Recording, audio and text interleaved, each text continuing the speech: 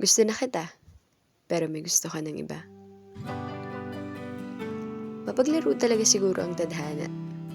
Kinausap pang makulit na kupidong pumapana. Sa dinami-dami ng tao, bakit ako pang napaglaruan ng mga ito? Kupido, bakit pinana mo ko sa taong iba na ang gusto at di na ako? Oo, aaminin ko sinayang kita.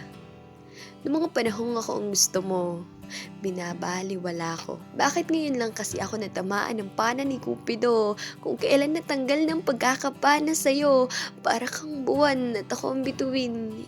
Ikaw na dating nagbibigay liwanag sa akin, pero di ko mapansin. Tila isa akong bituin na nahulog at ngayon lang nagising. Kung kailan, malayo ka na sa akin. Ngayon ko lang nakita ang iyong halaga. Kung kailan hanggang tanaw na lang kita. Ang hirap mo nang abutin ngayon.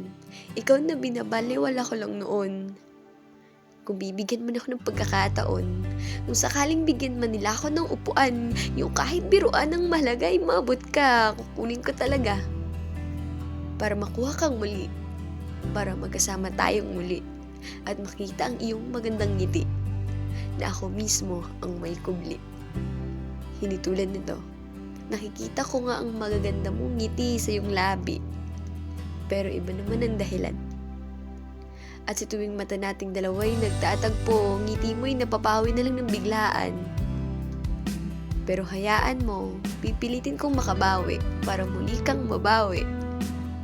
Ayoko na makita ang mga ngiti mo na hindi ako ang dahilan.